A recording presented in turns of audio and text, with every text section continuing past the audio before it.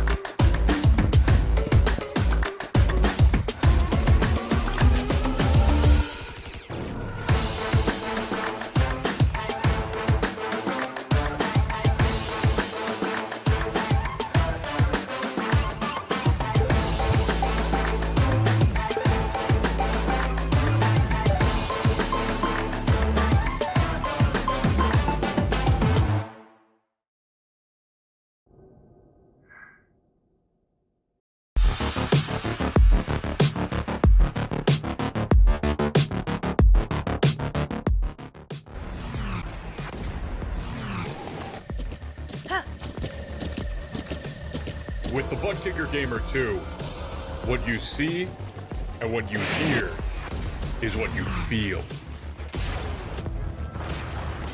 Butt Kicker, the future is feeling.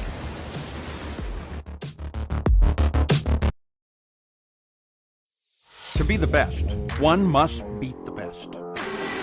Ovals, road courses, the streets of iconic cities, race after race, the top sim racing IndyCar stars will battle it out. In sim racing, it doesn't get any better than this.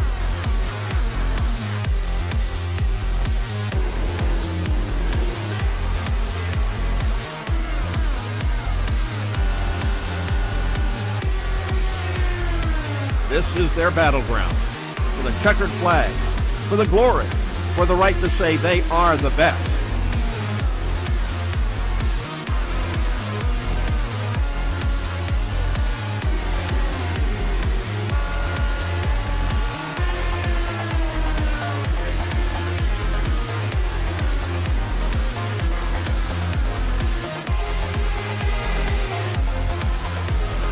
The cars and stars of the Lionheart IndyCar Series, presented by Butt Kicker, are ready to race.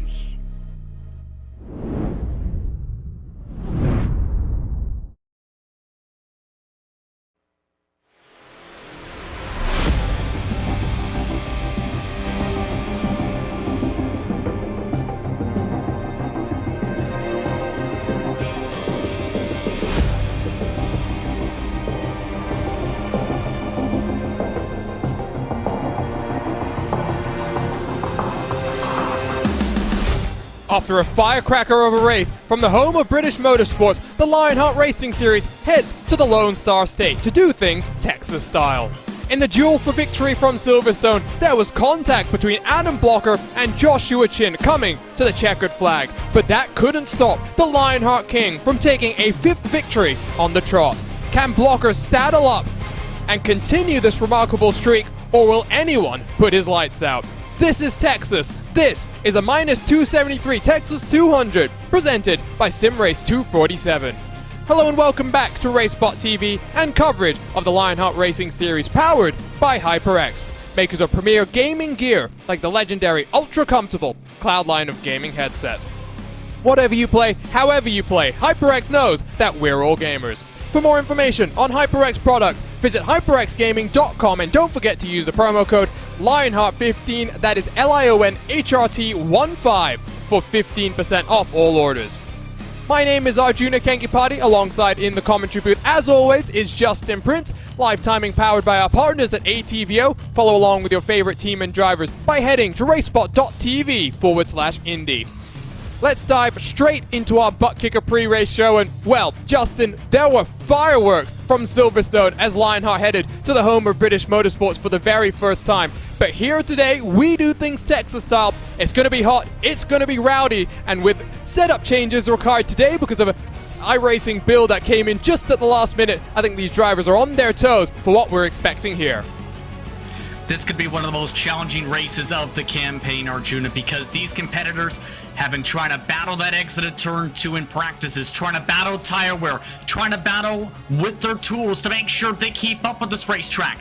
It's going to potentially bring plenty of trouble for some of these competitors, because if you didn't get your preparation down, especially for tonight, then you're going to be in trouble, especially since this isn't your old Texas. This is a track that brings plenty of new grooves and the need for a different style of action. Let's be honest, Justin. I mean, when it comes to the NTT IndyCar series and their visits to this facility, a little bit scoured in some disappointment due to none other than the PJ1 compound that stains those upper grooves. But I do think here, as we head in towards this back half of the season, things are going to be interesting. Multiple lines will be on offer. There's plenty of downforce in the setup, which does mean you potentially might be able to make some moves further back in the pack. But ultimately, this sets up the back half of the season and really the quest to try and stop Adam Blocker from a 4th title on the trot. And it's not going to be an easy slate of races from Texas to Michigan and its Triple Crown race, to action at tracks such as Iowa or Pocono or Chicagoland you can group in on some of those tracks you want to put a star next to. It's going to all start with a strong run here tonight. But the main thing to consider here, Arjuna, is with this being the first time these Lionheart drivers, in many cases, are coming to this reconfigured Texas Motor Speedway in its current configuration, it's going to potentially bring those challenges where if you do not get yourself used to this track early, it can break up your momentum for the rest of the second half of the season if you don't start off the second half of the campaign off with a bang and make sure you're not one of the drivers who ends up finishing the night in fireworks. And so let's take a look at our driver standings presented by Butt Kicker. It is a remarkable lead that Adam Blocker has accumulated. Almost 200 points, I should say, clear of Connor Harrington in second. Must be noted, these points do not include the drop weeks that are on offer for the drivers throughout the course of this long 2021 season. It does mean you can drop some of your worst points, and of course that's going to be crucial when Adam Blocker really dives into his trackside duties. Of course, the NTT IndyCar Series will go through their West Coast swing, but things are heating up, Justin, after what we saw last time around. Joshua Chin has dropped to 5th. He'll be missing from tonight's action. It allows the likes of Henry Bennett and Ryan Otis to put the pressure on Connor Harrington. It's going to be very critical for Connor Harrington to have a strong run in this race tonight, because he's going to need a little bit of luck. He's going to also need to be able to score some strong points if he wants a true shot at the championship. And for him and his team, that focus has to start now if you want to reel on in the gap. For Henry Bennett, he's been very much improving the past few weeks. Ryan Otis as well has been one of the cleanest drivers of the campaign. Those are going to be some competitors you want to keep an eye on. And don't forget, chances for Andrew Kinsella to move up to the top 5 in points along with Jason Brophy with some strong runs this evening. And I mentioned the build earlier today. It did mean that Andrew Kinsella, the setup builder for all Lionheart competitions, had his work cut out to try and get things sorted and to get things back up to the sort of racing that we expect here in the Lionheart competitions. Let's talk about the team standings presented by HyperX and talk about what is undoubtedly the main talking point here, Justin. I mentioned Joshua Chin will be missing tonight with a race suspension. He'll have an end-of-line penalty for the next round from Phillip Island. It opens the door for Brian Carey, Henry Bennett, and Andrew Kinsella to have a good run here today and try to close that gap to the private label Team Hype. I was talking a bit with Jason Brophy about this, and he mentioned that where it adds that extra pressure to do well, because for Harrington and Brophy, they're known for doing well on the ovals. But for Brophy, keep in mind for that race in Phillip Island for next round, it's not his forte. We've seen him on the road courses. So in our words, if you're private label team hype, your focus has to be minimizing the damage of having one less driver for this round and having that said driver have to start at the back of the field and be in damage control the next race. In our words, it's going to be pressure filled, and Adrenaline Motorsports Red has a huge opportunity to be able to close that gap up and quick this round. And I mean, I just want to highlight that in these team standings presented by HyperX, Adrenaline Power Slide, that is Adam Blocker all by his lonesome. He sits there in 7th. Just a testament to the remarkable run he's had.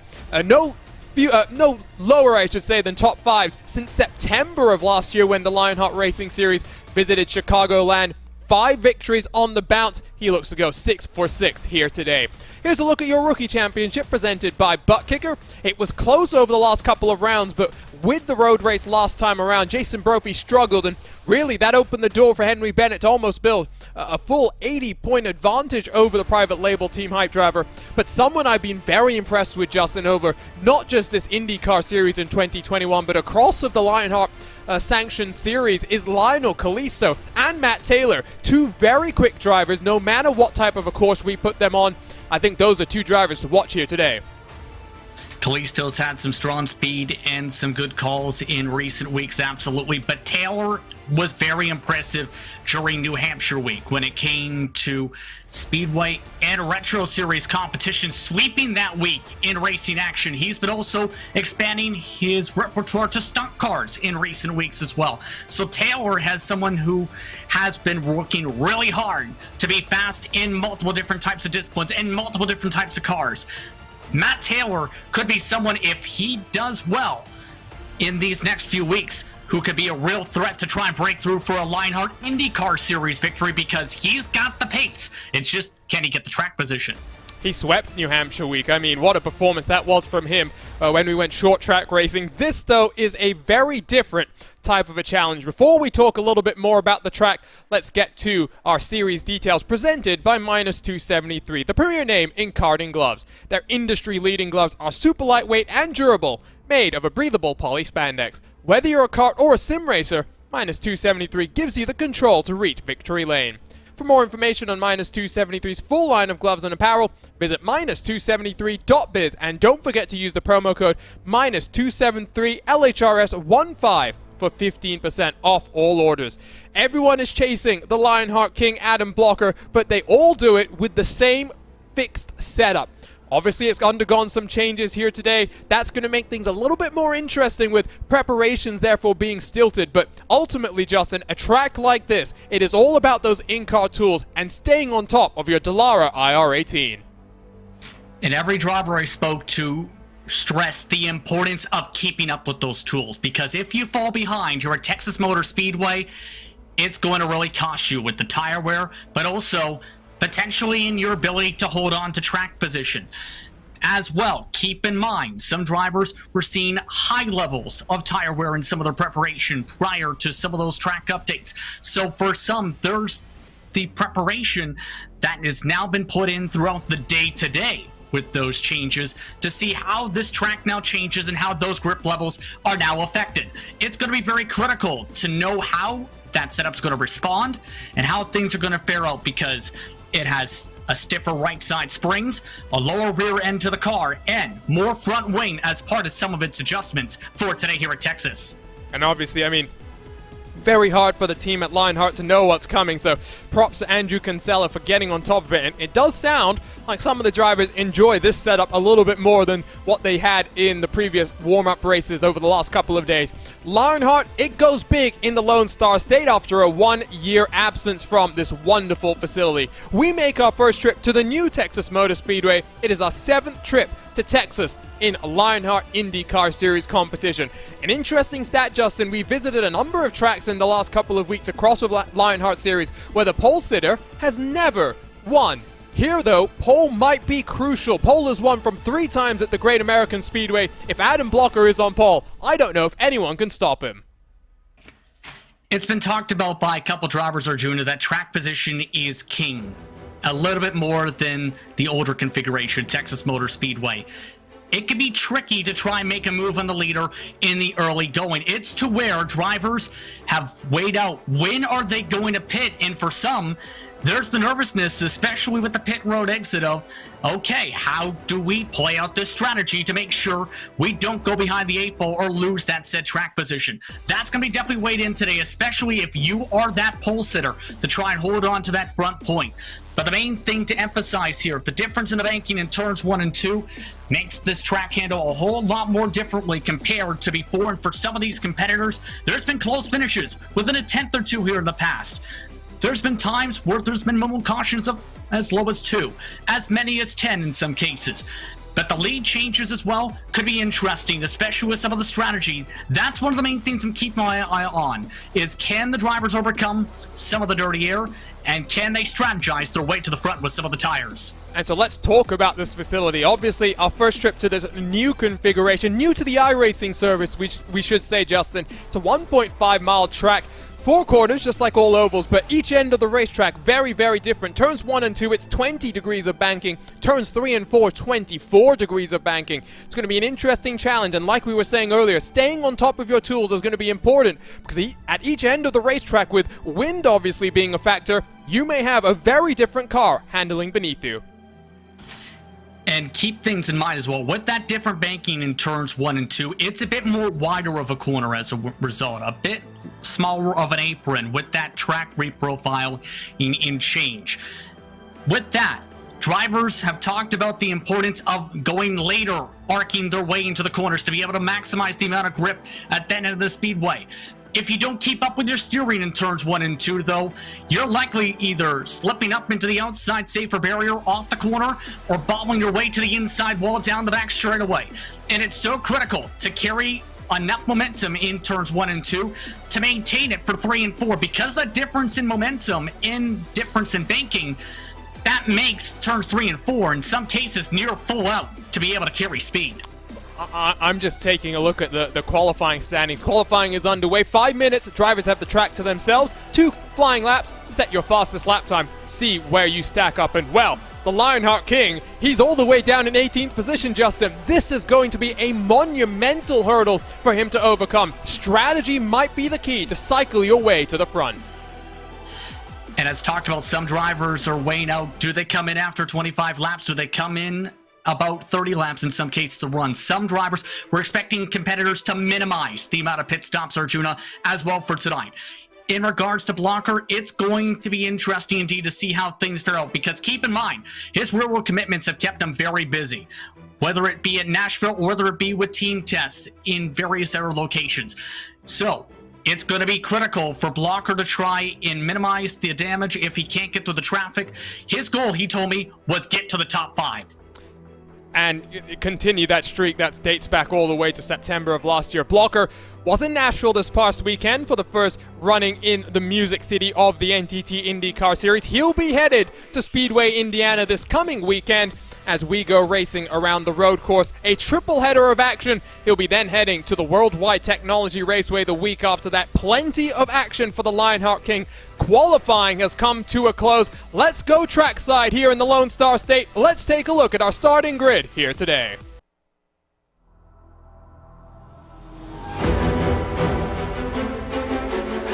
And so here is your butt kicker starting grid. The second career appearance for Robert Malechka III in IndyCar competition. He puts it on the pole for Factory Back. Alongside him, another newcomer to the IndyCar Series. It's Michael O'Brien, only 200ths off the pace. Chris Fowler and Ryan Otis, they'll line up on row number 2 with Henry Bennett searching for championship glory inside of his Adrenaline Motorsports teammate Joe Branch in the Coca-Cola machine. 7th position goes to Connor Harrington, second in the championship. He needs a good run here to try and close the gap to Adam Blocker. Jay Brandt rounds out row number 4 with Andrew Kinsella and Brian Beard bringing up the tail end of the top 10. Mike Rasmas and Chris Lanini 11th and 12th position, with Tyler Graf in the 26th alongside Adam Fraser in the 17. The Muscle Man returns, or I should say makes a debut in IndyCar competition. He'll be making the rounds on the ovals here in 2021 with Christopher, the Adrenaline Motorsports black driver, on his outside.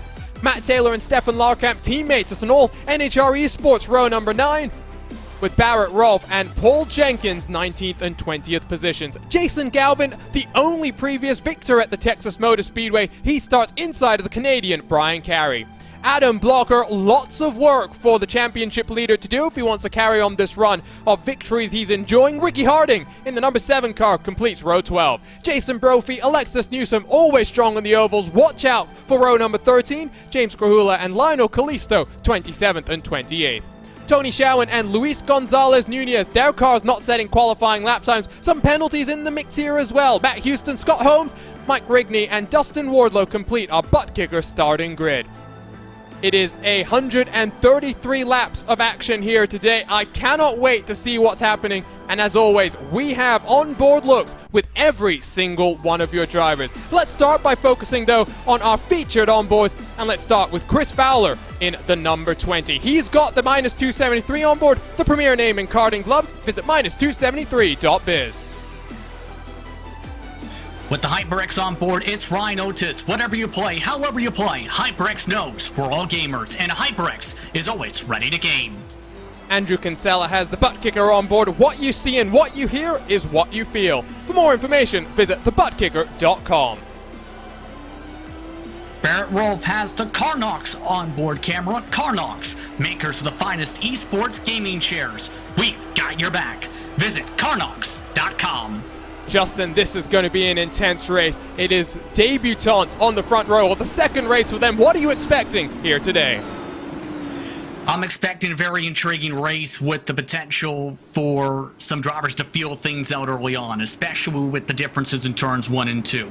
I'm also expecting, though, a race where we see multiple lanes without the PJ 1 and 3 and 4 starting to form up early on. It's going to be busy, to say the very least, to see how things fare out. We're in the Lone Star State. Competition, commitment, excitement. This is Lionheart, and this is the Minus273 Texas 200, presented by SimRace 247. His first career pole, it's Robert Malechka that gets us underway at the Great American Speedway.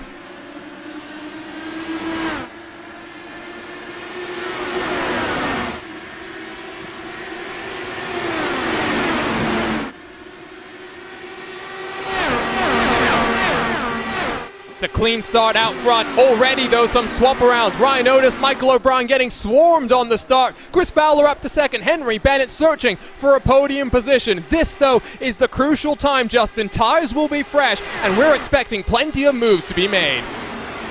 Especially when it comes to the middle of the pack, that's going to be very critical. Look at multiple drivers, though, trying to utilize the upper lanes in turns 1 and 2.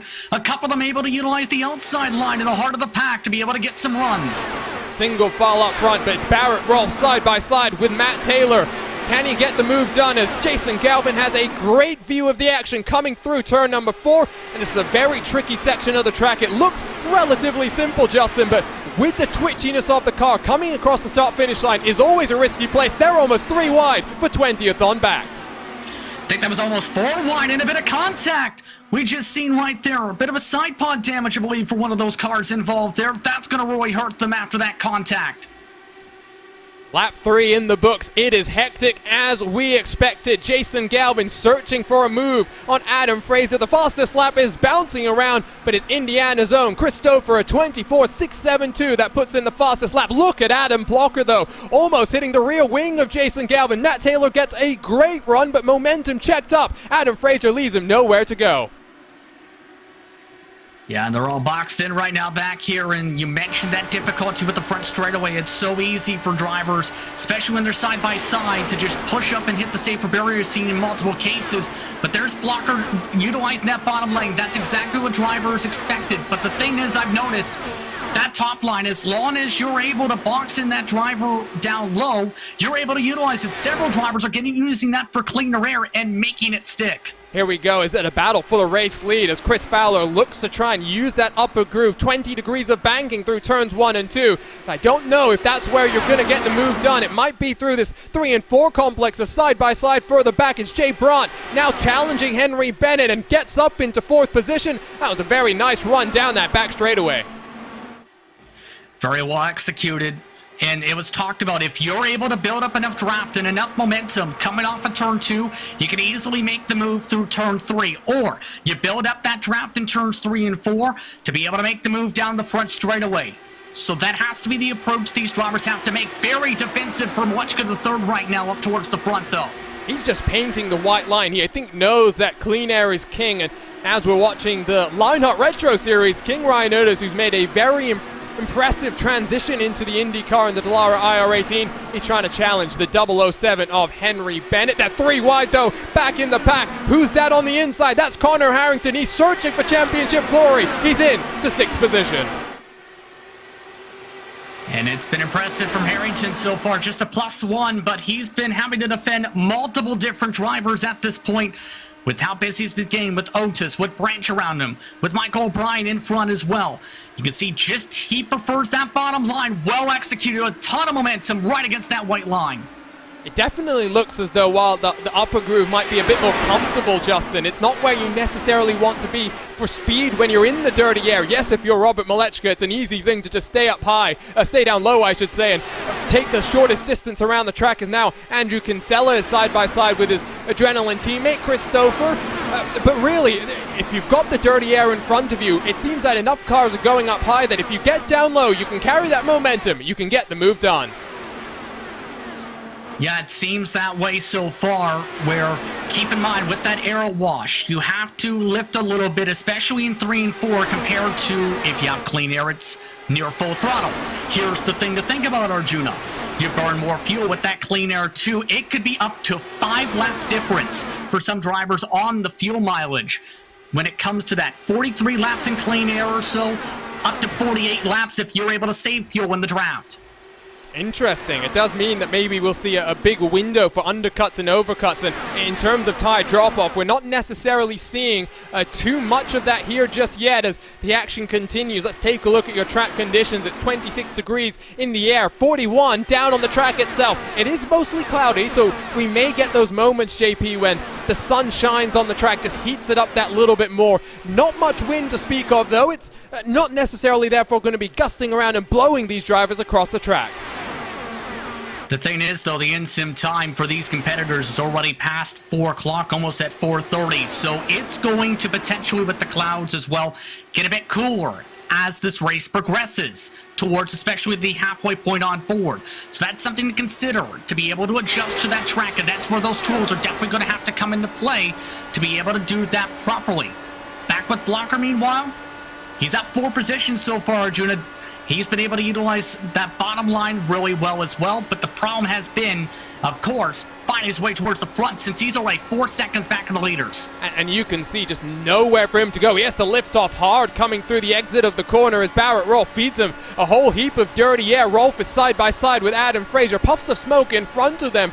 Doesn't look like there's anything happening, maybe just some technical issues for one of the drivers, but now the charge continues, and this is where Blocker has to be decisive and incisive at the same time. He's got to make sure he's in the right position at the right time because he needs to get up into the top 10 because we mentioned his real-world commitments, and who's that around? I think that's Jason Galvin. The yellow flag flies for the first time today. And we were talking about him, his experience at this racetrack and being able to find victory lane, and now this is going to rebunch things up and make things intriguing on who elects to take tires. You can see this is exactly the fear for some of the competitors, Arjuna, was trying to keep the right rear tire underneath them as well as make sure they don't get loose. And for Galvin, it just looked like he got loose right there. He started getting loose in the middle of the corner. Yeah, there's a bump on the exit of turn number 2, which I've seen a number of cars being spun around by, and Galvin does nose that car into the wall. I want to take a look on board, though, with Brian Carey because he was tucked up right behind the thumbs up, cancer down car, and bit of a moment there. Carey doesn't actually lift that much at all, and, well, then it is Galvin that pays the price, and the first caution on the day. Will we see pit stops? It looks as though your race leader is coming down. He is not followed in by the cars behind him. That's an interesting call, to say the very least, as just about everybody else is coming on down here. This is a massive track position gamble, I think, for some of your front runners, as well as some of the drivers from the mid-pack to get that positioning. This was what we were talking about, Arjuna, where drivers were expected to try and minimize those stops. Massive gamble for some of these drivers right now, I think. Interesting call, and I love the additions we have here on the iRacing service. Malechka first off of pit road. Henry Bennett side by side with Joe Branch. Ryan Otis has dropped to position there for... that's not Joe Branch, excuse me. That is Michael O'Brien, who is a very generic paint scheme that I hope will get a couple of additions to, and just to make it a little bit more unique. You see on at the outside of the tracks, especially across the start-finish line and through that quad-oval, tri-oval, whatever it's called, you have those yellow illuminated poles on the side of the track, Justin. It's really just adding to the immersive experience we have here on the iRacing service. Yeah, it adds to that realism of what the rear-world facility has here at Texas Motor Speedway. So with some of the facilities in the infield, remember when this track came out, that a lot of that detail came into play with this facility, as well as with the various billboards around the racetrack. Now it's the interesting thing, though, of how these competitors will battle on said track. Though, Arjuna, we've seen some great battling, especially with those who have draft off one another and air wash to deal with, especially in the corners. But so far, we've seen clean air has been very vital to be able to battle and defend with. So 6 cars stayed out. Chris Fowler leads from Jay Brandt and Connor Harrington. Those are all cars who qualified up there in the top 10. Matt Taylor, another car that elected to stay out with his teammate Stefan Larkamp, both 13 positions gained respectively for the 4th and 5th position cars. Tony Schowen, 23 positions gained after an end-of-line penalty being served after the action at Silverstone. So kind of 2 trains of thoughts here. Cars who were already in the top 10 thinking they just needed to stay up front and maybe expect another caution. Then the second grouping where really they were hoping for something like this. And really, the question I have, Justin, is if you're Adam Blocker, which way do you go? Do you stay out? Do you expect more cautions? Or do you make sure you stay safe? And maybe they're thinking about the longer game here and the fuel strategy. You said it was a 43-lap fuel mileage kind of a thing. 133 laps race distance, that works out to about 200 miles. Strategy could be big here. It's expected to be a 3-stopper overall. And for a lot of the drivers who pit, they essentially have it simple. 2 more pit stops to get towards the end of the race. In our words, if you're one of those drivers who stayed out, I think you absolutely are junior gambling for an air caution about 20 laps. Because if you don't, that puts you in a tight box. Well, the pace truck is down onto pit road. We are back underway in the Minus273 Texas 200, presented by SimRace 247. It's a single file start, and of course, that might mean that cars further back in the pack just lose touch of the draft of the cars in front. But Malechka, the first car on fresh rubber, what does he do behind Tony Schowen? I'm curious of that as well right now with some of these competitors, because keep in mind, some of them are on those gambles. Tony Schowen really pushed up the track, I noticed right there, pushing Robert Muchka to the third with them with the aero wash. Already that difference, a few car lengths amongst them. Out front, by the way, it is once more kind of that outside groove being run by the second car in line, just trying to find the pocket of clean air as in towards 3 and 4 they dive. What do you do if you're Connor Harrington? We've talked about Blocker leading this championship, but Harrington knows he needs some good finishes here, but he also can't afford to be mixed up and to let that gap continue to balloon out. If I'm him, I try and capitalize on the fact that Blocker didn't have the good qualifying run right now, first of all. Get yourself to the front. I think that's part 1 that we're seeing right here with this gamble to get inside the top 3 for solid positioning for towards the end of the race. Step 2 is execute. He can't afford to make any mistakes, so he has to be careful in that fight. In step 3, you have to be able to also think big picture. So don't put yourself in too risky of situations. As a result, Blocker, keep in mind, he's in that situation where if he wants to minimize the damage, he has to move forward. He's almost 3 wide for a moment as he gets to the inside of Adam Frazier. They're behind.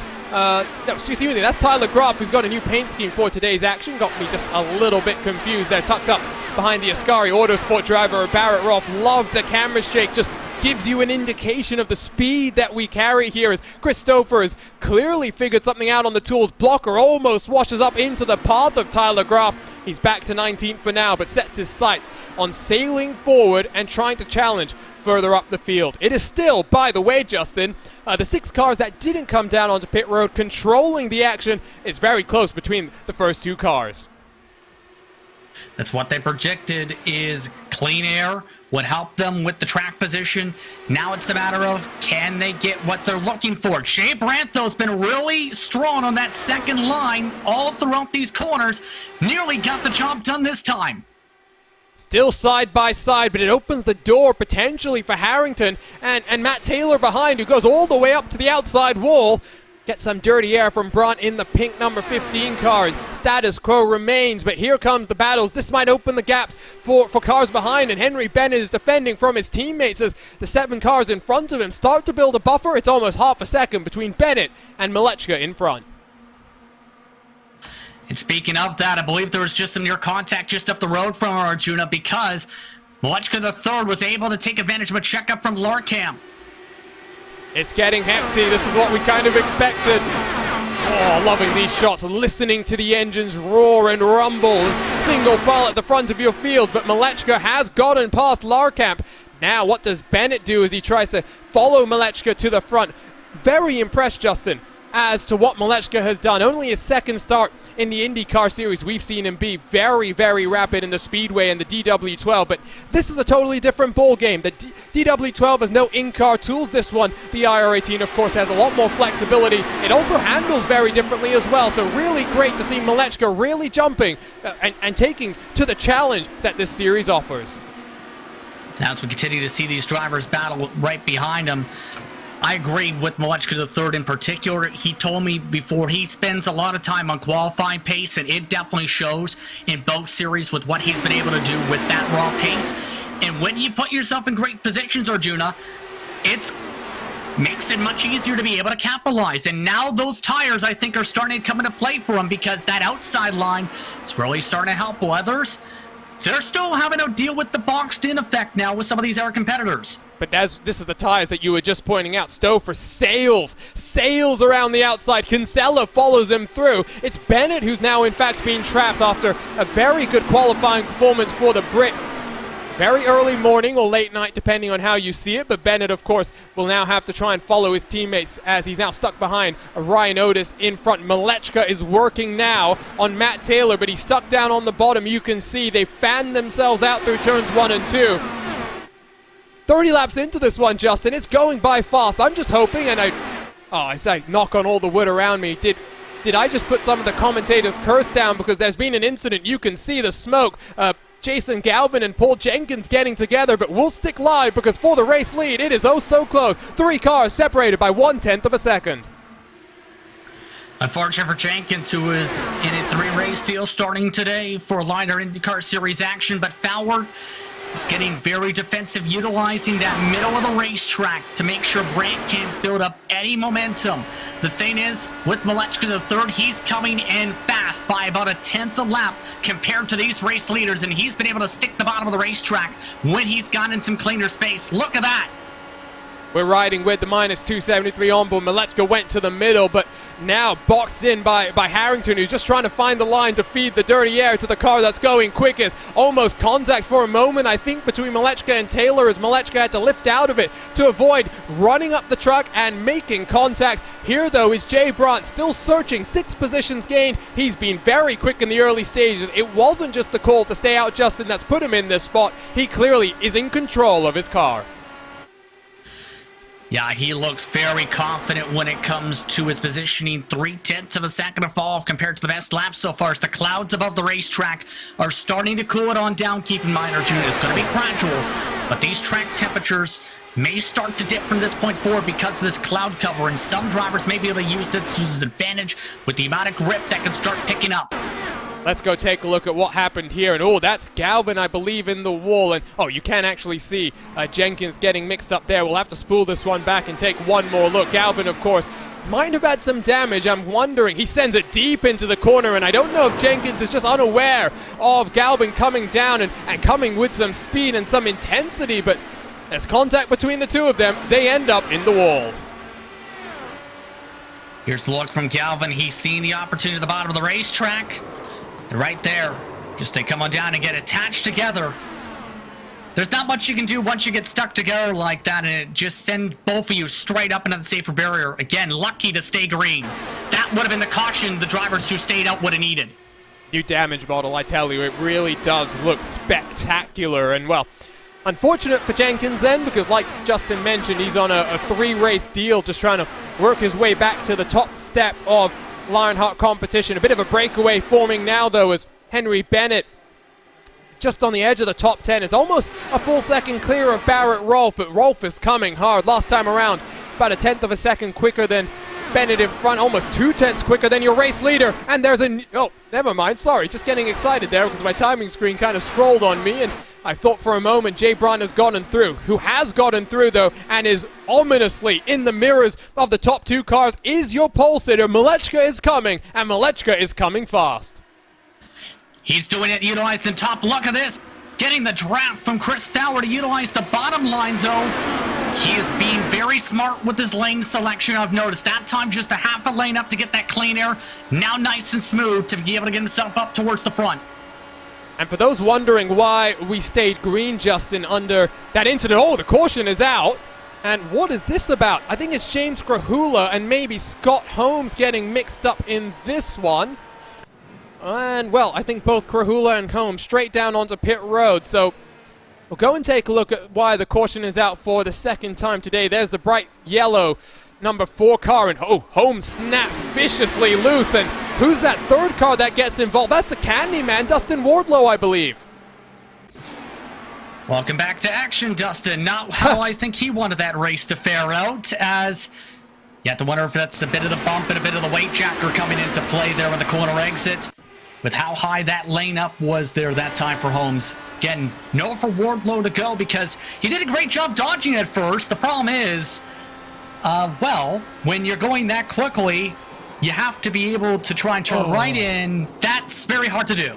I mean, he's going 200 miles an hour when that happens, and really when you pivot and transfer the weight on the car like that, really not much you can do. Pit road, just like we expected, a very busy place, and, well, that incident between Galvin and Jenkins might not have given the caution that some of these cars out front would have hoped for, but this is what they would have wanted. Will Malechka win the race off of pit road?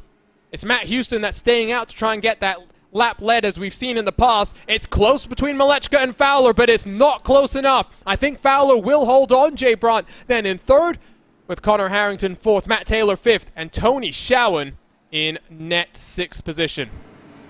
And for those wondering, Justin, we should say that recent update to the iRacing service. I mean, we got an update today like we were mentioning, but I think it was a couple of weeks ago that we got this update where race control was more lenient, I think is the way you describe it, in when they threw out the caution. And really it's meant that you can have incidents like that as long as it doesn't affect the cars behind and they're able to get off track in time. You stay on the green, and like we saw there, Galvin and Jenkins, big incident that I think Jenkins is already going to get penalized for, an avoidable contact. It does mean that we stay on the green until, well, we have further carnage and chaos. Yeah, there was no one else behind them by the time they got all stuck together, and the other drivers had passed on by, so indeed that comes into play. But now, either way, this is going to be a very intriguing race, to say the very least, because they got the caution these drivers wanted, and it looks like at the very least, we'll see if we got the 2 to go or 1 to go this time by. I'm curious how this plays out for the 99, depending on how things go out for Matt Houston when it comes to this call to be able to stay out here. The lights indeed stay out, lighting coming out in this time by. Either way, this is now exactly how those drivers who stayed out wanted this to play out. Now they're all on even footing. Now it's essentially simple. 2 straight up full fuel runs to get up to the end. Now it's the matter of, can you stay up there and be able to fight with Chris Fowler, who's got that clean air once the green flag waves and Houston likely comes down?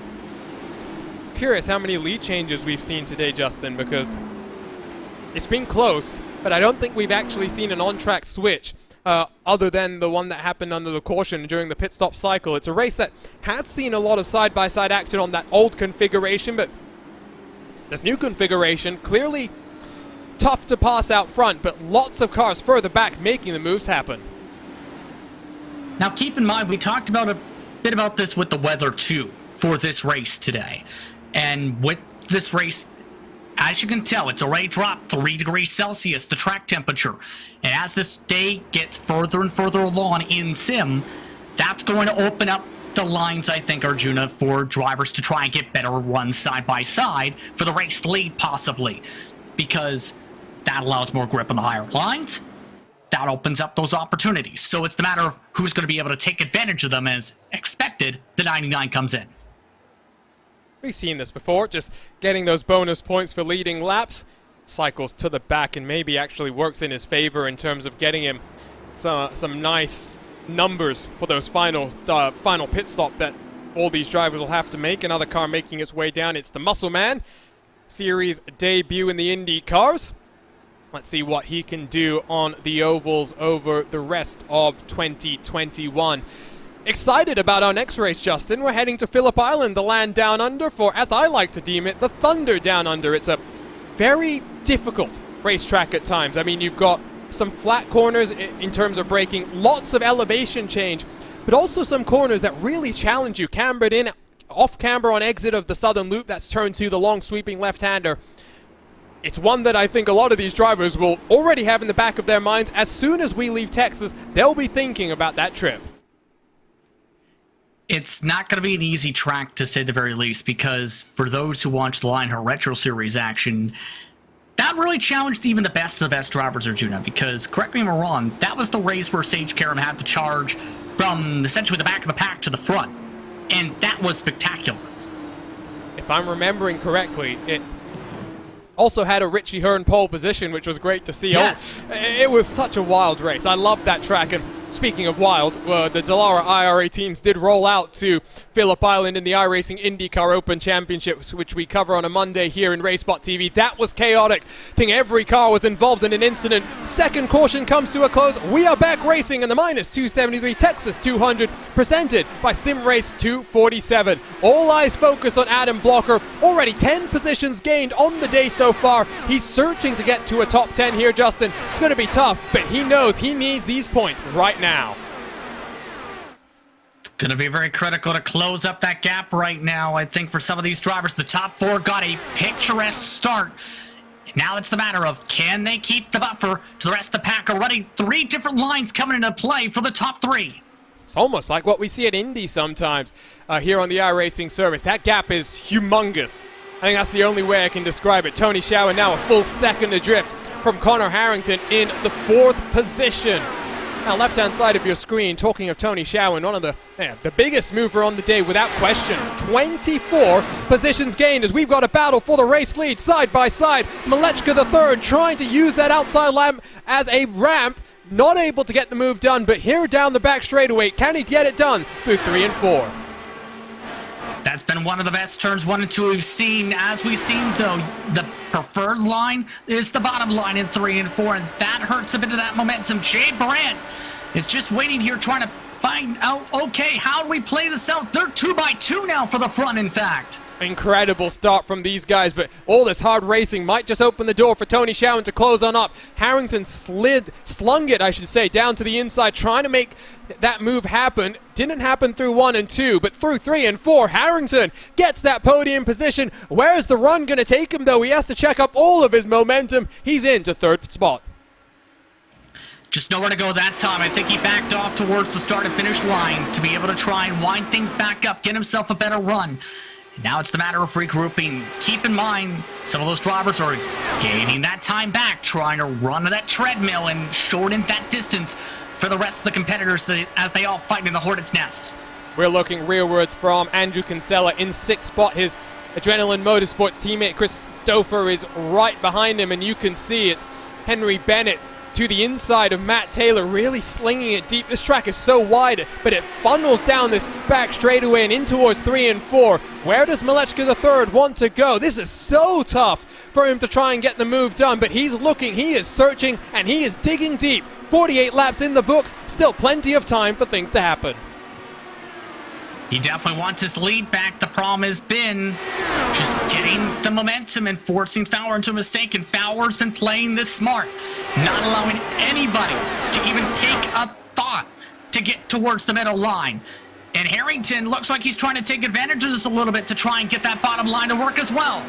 Don't think it's going to happen, though, because really Malechka can just ride around where he is, and that dirty air that Harrington is having to eat in effect from the car in front doesn't let him have anywhere to go. He's more concerned in his rearview mirrors. It's 3 wide. Barrett Rolfe, I think, mixed up with Adam Blocker. Some incredible action here as we work our way through lap number 50. It's Rolfe who's up into 11th spot. Blocker around the outside of his adrenaline teammate Joe Branch in the Coca-Cola machine, who is sliding down the field, now -7 on the day. Been some big movers. Let's go talk about a couple of them. Jason Brophy sees Tyler Groff and Alexis Newsom side by side. Brophy's up 10 positions, Justin. I know you talked to him slightly earlier. He'll be pretty happy. Alexis Newsom is up 9. Now, what a good job by Alexis Newsom in particular, after not having the best of qualifying performances, being able to execute well, even with the traffic. That, remember, was a bit of a struggle for Newsom, was short run pace in the early going in Speedway Series competition at the start of the campaign, but Newsom's gotten better and better at finding those lines and being able to find that track position. It's just a matter of how the rhythm plays out. When it goes back to Brophy, though, I think he was expecting a bit better of a qualifying performance, but he's absolutely done a phenomenal job to get himself back up to the lead of his particular train right now. He needs to figure out a way to close up to 14th, though, nearly a full second up. They could be fighting in front. That brings him forward as we're looking rearwards from the private label Team Hype car. Just an incredible sound that these cars make as they thunder around. You can see Rolfe is now already past Matt Taylor and working to try and close the second gap in front. There's been some rather big gaps that have formed here, Justin. I think just an indication of how these cars are really fighting neck and neck, as it's now Adam Blocker trying to get on past Matt Taylor. Part of this is from the start, I think. Part of this is how things have played out for drivers dealing with the changing conditions and trying to keep up with those in-car tools. That's exactly what we refer to with the importance of the weight jacker. Whoa! Sorry, Justin, did you see that formation? This is incredible. It's Kinsella around the outside of Tony Schowen. He's into the top 5. I'd be worried if I saw the Canadian coming in my rearview mirrors. He made those setup changes we were talking about earlier. He clearly thinks he's got the car to fight for the lead.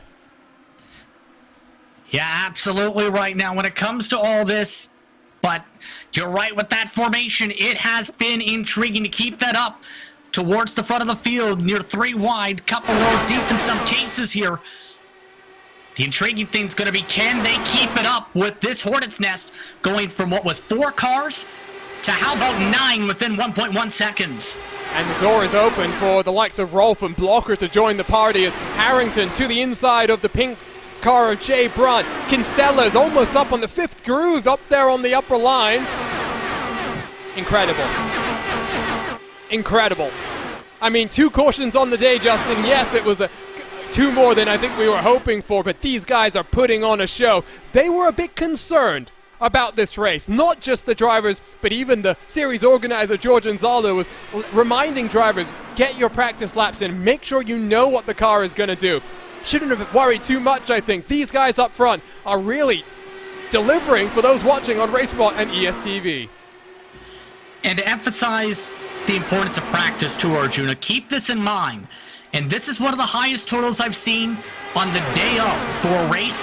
23 competitors plus took part in the final open practice session before tonight's race. So a lot of these drivers took that time and effort to make sure they knew exactly what they were doing for this race, and it's shown to be able to learn that and make sure they knew what this car was going to drive like. It's been incredible, to say the very least, how some of these drivers have taken advantage. It's been also incredible how Blocker is now getting himself to the top 10. Did you see that, Justin? Or was I just hallucinating there? left rear of Ryan Otis kind of went dangling, and that's just sometimes the wonder and the magic of online internet racing is now opens the door for Barrett Rolfe to go on through. The charge from Adam Blocker has been something to behold, but I'm sure he was a little bit concerned about what was happening. You said that you talked to him and he just wanted a top 5 finish. I can understand why. Watching this action, watching this chaos, 60 laps in the books, still more than half the race to go. And still multiple pit stops to think about for these competitors as well, which are going to be also very vital.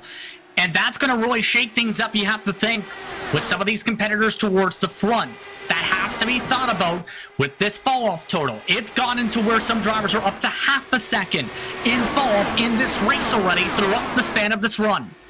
Left side of your screen, you can see it's basically 22 laps across the board in terms of stint lengths. Of course, the likes of AJ Musselman and Matt Houston did come down a couple more times on that last caution period, so they may get a couple more laps from their fuel tanks here, but really, we're expecting about pit stops in the next 20 laps or so, so that would mean lap number 83. And I'm just thinking, Justin, that's not going to be enough to get them to the end if we don't get another caution intervention. Yeah, when you mention that up, that actually is a really good point, because that would be 50 going to make laps. Things very tight. Yes, you're right. So that's going to make things very tricky. In other words, I think absolutely if you're in this draft, you're thinking, okay, can I stretch it as far as I can? So the overcut may come into play as a result to make sure they can get to that mark if it stays green. Andrew Kinsella challenges Connor Harrington the long way around, but now gets that draft from the car in front of him. It can be treacherous to run side by side across the start-finish line, but Kinsella is feeling the action right now, and all the way once more up to the wall. I don't think he's going to get the move done. He'll have to wait for that move to potentially come further in this race, but just got my mind ticking, Justin, when you had mentioned it would be potentially a two-stopper, I should say. That second stop is going to be very short, and it really does open the door for either fuel saving or something else to happen. So it's going to be interesting if someone like Adam Blocker, who we've seen do a lot of fuel saving in the past, can make something happen. Also think about someone like Alexis Newsom. We've seen her be strong on the fuel saving in the Lionheart Speedway Series. You know who I'm thinking about the most here? Remember when Houston came down coming to the 1-to-go signal? He had someone with him, AJ Musselman. He's 9 seconds back. He's been a bit slower on the mark with a few different drivers. I have to think that maybe there's a plan from 24th on back for some of those drivers to say, why not back off a little bit? A bit of a scrape to the wall, though, for Kinsella down the straight. The question now is, does Kinsella have any right side pod damage? It can be a bit hard to pick up from these camera angles, especially given the speeds that we're seeing. I mean, entry in towards turn 1 is almost 350 kilometers an hour. About minimum apex speed, 310 if you're in the traffic, but we're seeing a bit higher from your race leader. And let's talk a little bit about your race leader as we take a look at our Sim Experience driver profile. 18 stars for Chris Fowler, only one top 10, and that came last year. It's been a wretched 2021 here in the IndyCar series. He's been having a much better run in some of the other Lionheart competitions, but here, Justin, he took the gamble to stay out there, and it's clearly working well. He started in third. He's leading today's race. He's been getting better and better, I've noticed, too, when it comes to his speed. The luck just hasn't been there this season for Chris Fowler. Today, it's been near perfect, from the qualifying to being able to position himself well. It's been phenomenal, to say the very least, to see how Chris Fowler has played things out. He's been also very smart with his defense. It's the matter of, can he keep it up for another 63 laps? His only top 10 came at Phillip Island. We're heading there in a couple of weeks' time. And I'm seeing some chat in YouTube here, Justin. We don't want the big one. These guys are clearly feeling comfortable. The only issues we've seen are further back in the pack, so I'm not expecting too much chaos and carnage at the front. If anything, I might expect it in the last 5 or 10 laps when we're fighting for the race lead, but really, these guys know what's on the line, and they know just how disappointed the guys watching on in the YouTube chat would be, especially the likes of Mark Cohn, George Anzaldo, also up there in race control. They want to continue this wonderful run because everyone loves green flag pit stops and the risk that it brings. And you mentioned the risk that it brings. How about that apron we've been discussing a little bit with that smaller sized one in turns 1 and 2? It's treacherous. It's slippery. It's so easy to spin the tires and light them up. Some drivers were practicing that in particular in final practices for tonight. In our words, there's a chance some of the biggest trouble comes on that pit exit if drivers are not too careful. One thing that always astounds me, Justin, when I think about the Great American Speedway is the fact that, yes, IndyCar comes and races here. Last couple of years, it hasn't necessarily been the most exciting of races. You would never see a car running up where Kinsella is because of the PJ1 that's been put down by the NASCAR sanctioning body. But I always think about CART, and when they came here, or tried, I should say, to come here in 2001, I mean, we're talking about G-forces in excess of 5 Gs. I mean, and that's not just a one-off thing with a little bit of a break. That is constant a G being placed on your body. Speeds in excess of 230 miles an hour. I mean, just incredible things. And drivers, this is where the reality of the situation becomes that humans become the limiting factor. Drivers weren't able to keep up with that force. The race got cancelled 2 hours before the start. The lap times, a 22.542. That was in practice. We are like 3 seconds off that pace. A lot has changed since then, of course. And of course, Texas Motor Speedway seeing a majority of the oval races outside of Indianapolis Motor Speedway and real world TT IndyCar Series action has shown how things have developed with this racetrack. Meanwhile, keep in mind, Barrett Rolfe has really shown that he is someone that learns quickly with these cars. We talked about how his timeline was be able to make it by 2022 to here, to this series. With how he did in the Speedway Series, though, he was able to justify that with the earlier timeline, and he's really justified today. He's got the pace on the ovals. The road courses, he definitely needs to work on a little bit, seen with Silverstone. It was a rough race for him there. But today, he's shown his race pace is on there. Well, and I was a bit surprised by the pace or the lack of pace that we saw from him in the Silverstone race, Justin, because of course Barrett Rolfe competed in the GT Academy where, you know, yes, they went to Silverstone, so a track that he should know pretty well, to compete in the real world on that, you know, quest that's brought up the likes of Jan Mardenborough, who now of course competes in Japan across the Super GT and Super Formula Series. So really, I do think that might have been a one-off performance, and as we ride on board with Rolfe and the Carnox on board, would not be surprised if Phillip Island is a much better performance for the 33. He won his first Lionheart Series race at none other than Speedway Indiana, taking the big one, the Indianapolis 500, the Sim Racing Studio Indianapolis 500. He drunk the milk, and I think he is full of confidence, and now past Christopher. Yeah, I think this is going to be the race that he needed to be able to bounce back and be able to showcase what he can do and be able to show that he can compete at this level. I'm curious indeed on Phillip Island, but it's been impressive, that plus 11 from Barrett. 80 laps in the books here from the Texas Motor Speedway. You are watching RaceSpotTV and coverage of the Lionheart IndyCar Series. Don't go anywhere. We'll be back with the Minus273 Texas 200 presented by SimRace 247.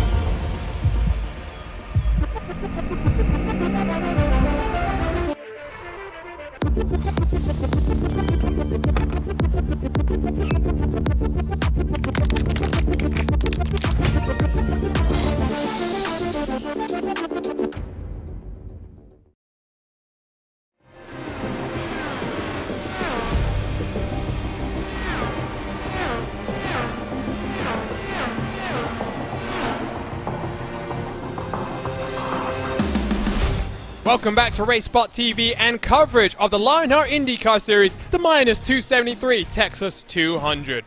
My name is Arjuna Kankipati. Along in the RaceSpotTV commentary booth is Justin Prince. You can follow along with live timing and scoring through our partners at ATVO. Head to RaceSpot.tv/Indy to find your favorite team and drivers. JP, pit stops are underway. It was the race leader, Chris Fowler, that was the first to blink. And as the yellow flag comes out, this is crucial. Cars are trapped multiple laps down, and ultimately it's Jay Braunt's such an impressive run that brings out the caution. Unbelievable, and this is exactly the fear that drivers had when it came to green flag pit stops. Will somebody have a problem coming in, especially with how difficult this entry as well can be, with the difference in banking through 3 and 4 to the apron, and now the whole field has been shuffled upside down. I was about to actually say Jay Brant looked to be in a great spot because he had saved a decent amount of fuel. And then the yellow flag waved, and guess what? This race just took an interesting turn. It has been turned on its head. Now, the question I have is, since the cars aren't really stacked up behind the pace car, yeah, indeed, the pit lane is open, and really, it's not going to be much of a fight down on pit road. It's going to be Tony Schowen, Connor Harrington, and Barrett Rolfe, your front three running cars. Let's go ahead and take a very quick look at our RaceSpotTV replay machine, because it has been waiting to see what happened here for Jay Braunt. Oh, he gets a little bit loose before he even touches that apron. That spins him around. He'll be lucky, JP. No damage on the car, but he might have an unsafe pit entry penalty, as it were. Not 100% sure, but as we take a look at the onboard, you mentioned it. This was the worry from drivers. As you can see, down a couple of gears, car snaps around on him. Yeah, and that spin coming right down underneath that initial commitment cone that you have to take to avoid an unsafe pit entry penalty. I think he might be okay in that regards, but he will lose the track position. Lucky to not spin it up the racetrack, but you know who this hurts? Chris Fowler, Matt Taylor, Adam Frazier, Lionel Kalisto among the drivers who had pit already under green. That's exactly what we were just talking about, Arjuna, with the luck with Chris Fowler. The luck just disappeared, unfortunately, for him just now. And you know who's also had some terrible luck with that? Your pole sitter, Robert Malechka III. He was looking very possibly at his first Lionheart IndyCar Series victory. And well, now he's in 22nd position, and with not much time, Justin, to turn things around. And even then, it might be a touch bit tight on the fuel. He's among one of the first drivers with the wave rounds. I don't know if he's going to be able to cut his way past 21 cars. It's a whole race process we've seen throughout this event so far. Adam Blocker's the perfect example. That caution flag just netted him an extra few positions to get himself to the edge of the top 5, for example. Crazy. Crazy. I mean, we couldn't have timed that little break that we had there, Justin, any more perfectly. We thought we would come back to pit stops. We came back to the race-defining caution. Third on the day, still relatively low in terms of numbers from the Lone Star State in terms of, you know, the past 7 years of Lionheart history, but ultimately, that is the one that makes the difference. It is still potentially a fuel mileage race to the end. We may now see what we saw on that first caution. If we get another one, who decides to come down? Are tires really going to be worth it? We've seen for drivers who are battling with the aero washer, I think during that first caution flag in the split strategy, they help to a point. It takes 20 laps for it to really showcase that difference based on what we've seen, 15, 20 laps or so. But once you get to that mark, it does play that difference. But here's the thing. That clean air has been so beneficial where even with the fresher tires, we've seen how difficult it was to try and pass the race leader. So in our words, it's a mixed bag. If you're one of the drivers, say, in the heart of the pack, or even, say, 7th or 8th, I think you think about it and potentially take the gamble if you get enough cars, Arjuna. If you're up towards the front, you take the risk and stay out. So you know who's in the dominant position now, Justin? A man who has had 3 top 10 finishes this season. It is Tony Schowen. End-of-line penalty started all the way down at the tail end of the field. 28 positions gained, but he's got Connor Harrington behind him. Who can forget? These two cars came together when we went road course racing earlier this season. Shawan was a lapped car. It wasn't for position. I wonder if Harrington still has that in the back of his mind. I think a little bit, but at this point, the smart thing, Arjuna, is you don't want to let that weigh down your decision-making here on how you attack this.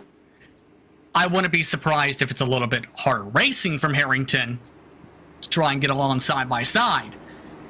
But really, smart thing is you can't let that get to you, even with how things have been. The main thing is Tony Shawan has been good on the ovals, Arjuna, we've seen all year. The road courses, they've been a different story.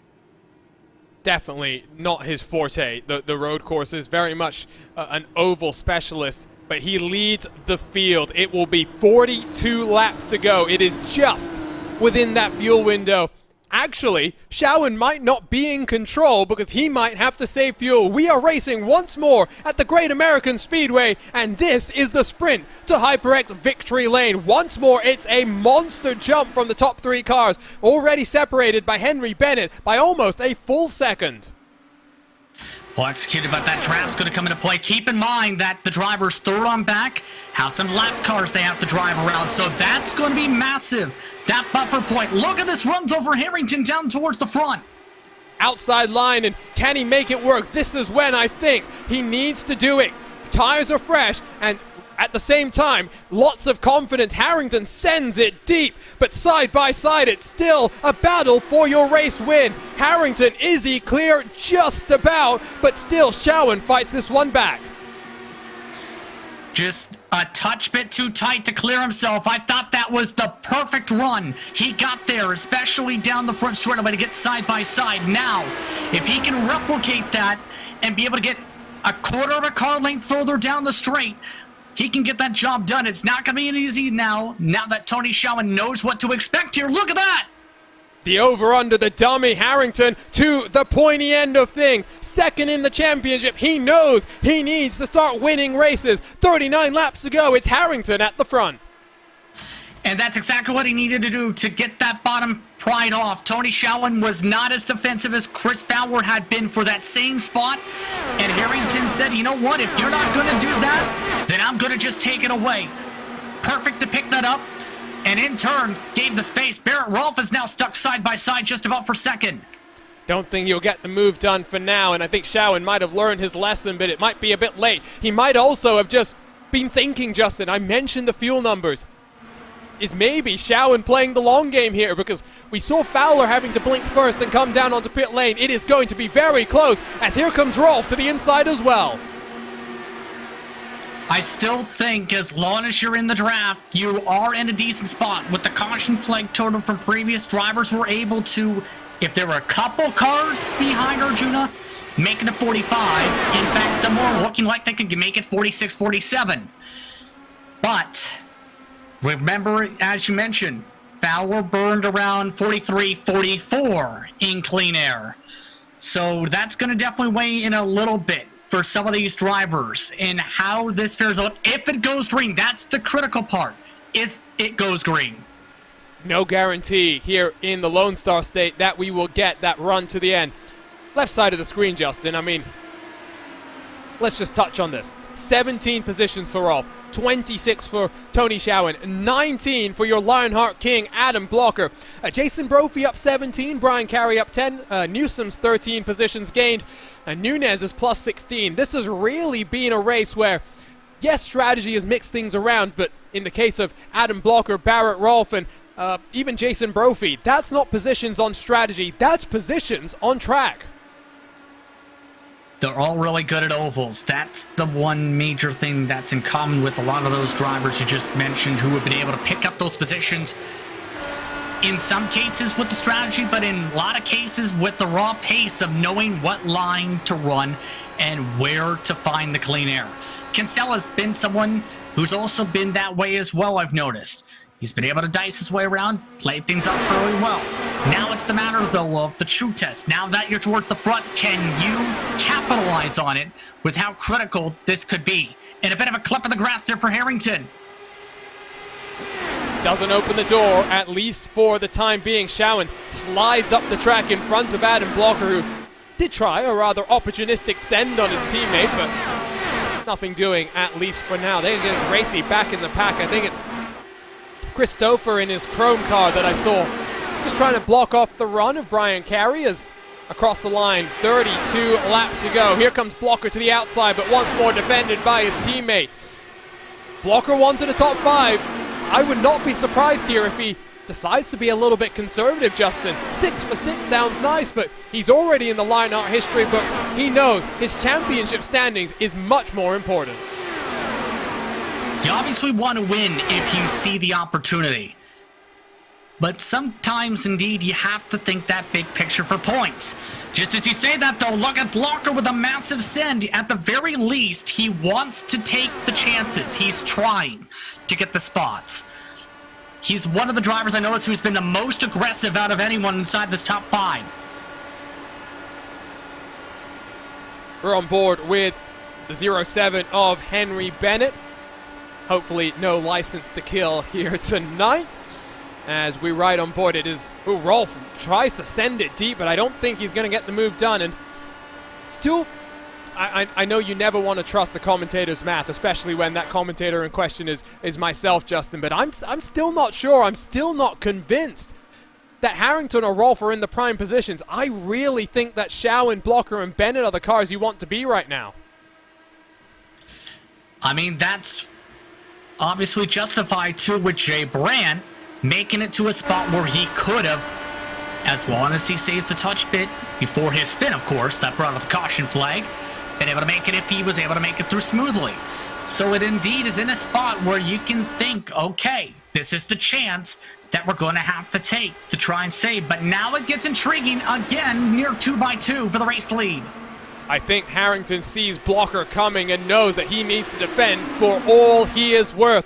Harrington is searching for his 6th IndyCar Series victory. Meanwhile, Barrett Rolf, second appearance in this series, Justin, already scrapping it out at the front. What a rise it's been in 2021. You mentioned he was only focusing on this for 2022, but the series admins have done a great job to promote him to the elite level of Lionheart competition. We talked about his pedigree. Sorry, I thought I saw a bobble for a moment there, and don't think it was too bad. Jason Brophy is around the outside of Henry Bennett. This is, of course, for the rookie championship. Can Brophy go the long way around? Yes, he can. Looks like we're all in order, at least for the time being. Those private label team hype cards are looking very sporty today, as we'll say Rolf has been trying to utilize as high of a line as he can to try and get things to work and build up the run down the straightaway. He just can't get close enough to be able to make the dive towards the inside. Look at this, though. One of the better runs to the outside. Look at how close he got there. Almost contact between the two leaders. Here we go in towards turn number 1. They are swapping around on the timing screen. It is still Harrington painting that white line. Don't think anything's doing just yet. And what's Blocker going to do? He is looking feisty, going back and forth with Barrett Rolf. Ultimately, though, just trying to find, I think, a pocket of clean air as Rolf tucks back into line, builds up his momentum. Here he comes once more. And Rolf's got to be careful here, because if he opens up that bottom too much in turn 3, Blocker has shown he will take it away from you and fast. He's been close a couple times. A bit of a check of a Blocker this time. Sorry, I'm just enjoying the rumble of these engines right now. I mean, I know these drivers were a bit concerned about what would happen, but really, it has been so much fun watching them rock and roll here in the Lone Star State, kicking off the back half of the season. Round 12, it has been 11 electric rounds, to say the very least, Justin.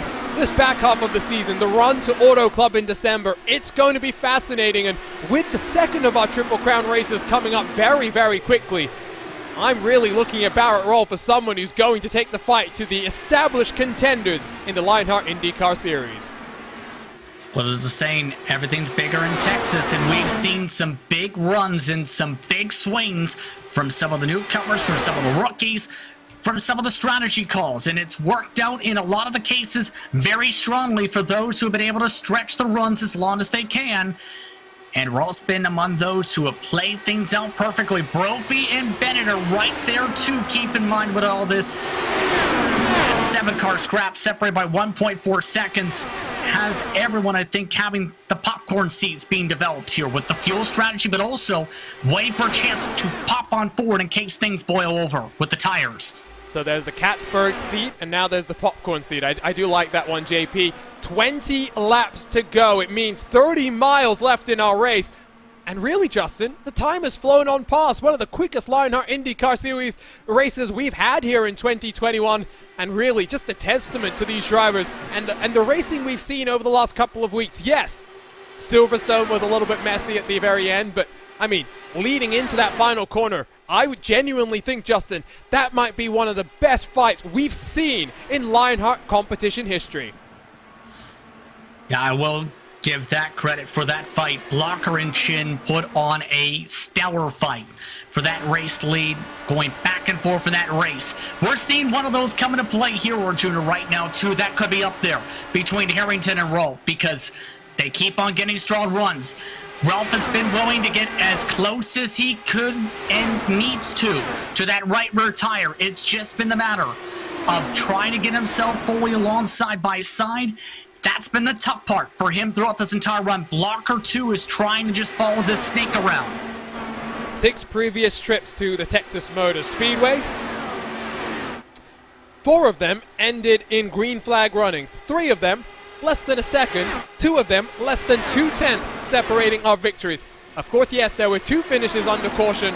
I'm really hoping we go green to the end here, Justin, because it's going to be another one of those photo finishes. And really, I would not be surprised if Barrett Rolf finds that purchase, because look at him. He is searching. He is experimenting. He is downloading the data, knowing that the final 1.5 miles are the only laps he needs to lead.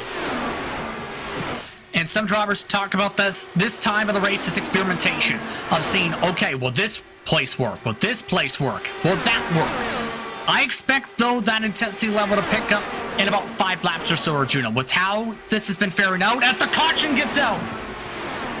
This changes everything, and it's Jay Braun who I think is involved for the second time today. Oh, and big damage. The pink car straight onto pit road. Let's go take a look at the RaceSpotTV replay. Coming out of turn 2, this was known as the trouble point, and well, noses that car into the wall. Very reminiscent of what Jason Galvin had in our first caution on the day. Let's take one more look and ride around with Matt Houston, who had a bit of a shock when things happened, but unlike what we saw with the Candyman, he was able to duck and dive his way past the spinning and stricken car of Jay Braun. Now, the question is, who comes down onto pit lane, Justin? Would not be surprised if none of the cars out front decide to do so. It's been about 30 laps, and look out! Almost a couple cars hitting the cone! Oh, so there is some split strategies. It was close for Barrett Rolf, but Jason Brophy leads a train of cars down. Mike Rasmussen, Andrew Kinsella, Christopher, and a couple more, but really, I don't think too many cars have decided to do this. Those are around the positions 6, 7, 8 on back. Remember, I talked about who I seen might roll the dice and try the tires. The problem is, I don't know if it's going to be enough for them to be able to claw their way up towards the race lead, because 12 stayed out this time. It's not going to be easy for them, let's just say that, to be able to get themselves around all those cars in the span of what would be about 11 laps or so. I think this plays out for the drivers who stayed out here, possibly, with how many laps there are. But you know what is interesting here, Justin? That first caution came around lap 20 or so. This has come 30 laps into the run. It took 20 laps for the fresh tires to become worth something in that first portion of the race. 15 to 20 if we're being a bit more accurate. Would not be surprised if Jason Brophy, maybe not challenging for the lead at the conclusion of this race, but a top 5 finish? It's where he was anyway. So, yeah, I'm a bit shrugging my shoulders and a bit perplexed here, but we'll have to wait and see. I believe it might be 12 to go when we get back to the action.